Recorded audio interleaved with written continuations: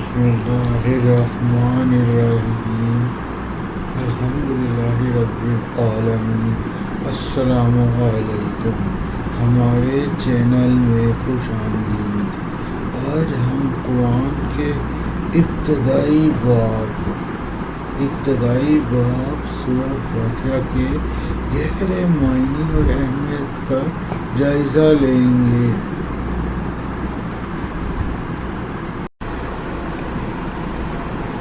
بسم اللہ الرحمن الرحیم۔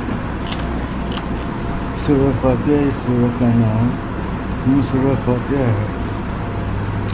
فاتحہ کہتے ہیں شروع کرنے والی کو، چنانچہ قرآن کریم میں سب سے پہلے یہی سورہ لکھی گئی ہے، اس لیے اس سورہ فاتحہ کہتے ہیں، اور اس لیے بھی کہ نماز میں قرأت بھی اس سے شروع ہوتی ہے۔ اس کا نام الکتاب بھی ہے۔ جمہور یہی کہتے ہیں، حسن اور ابن سیرین اس کے قائل نہیں، وہ کہتے ہیں کہ لوح محفوظ کا نام الکتاب ہے۔ لوح محفوظ کا نام الکتاب ہے۔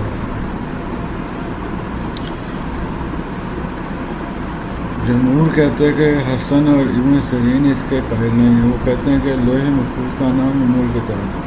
حسن کا قول ہے کہ محکم آیتوں کو الکتاب کہتے ہیں۔ ترمذی کی ایک صحیح حدیث میں ہے کہ رسول صلی اللہ علیہ وآلہ وسلم نے فرمایا، الحمدللہ رب العالمین۔ پوری سورہ تک یہی سورہ القرآن ہے، الکتاب اور سبع مثانی ہے، اور قرآن عظیم ہے۔ اس سورہ کا نام الحمدللہ سورہ صلاح بھی ہے۔ حضرت صلی اللہ علیہ وسلم فرماتے ہیں کہ اللہ تعالیٰ نے فرمایا ہے، میں نے سورہ یعنی سورہ فاتحہ کو اپنے اور بندے کے درمیان نصف تقسیم کر دیا۔ جب بندہ کہتا ہے الحمدللہ رب العالمین تو اللہ تعالیٰ فرماتا ہے میرے بندے نے میری تعریف کی، اور پوری حدیث تک اس حدیث سے معلوم ہوا کہ سورہ فاتحہ کا نام صلاح بھی ہے، اس لیے کہ اس سورہ کا نماز میں پڑھنا شرط ہے۔ سورہ فاتحہ کا نام صلاح بھی ہے، اس لیے کہ اس سورہ کا نماز میں پڑھنا شرط ہے۔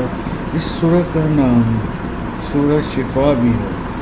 دارمی میں حضرت ابو سعید سے مرفوع روایت ہے کہ سورہ فاتحہ ہر زہر کی شفا ہے، ہر زہر کی شفا ہے، اور اس کا نام سورہ رقیہ بھی ہے۔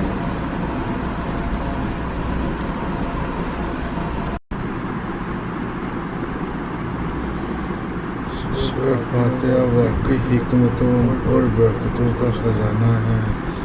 ہم اسے سمجھ اور عقیدت کے ساتھ پڑھتے رہیں۔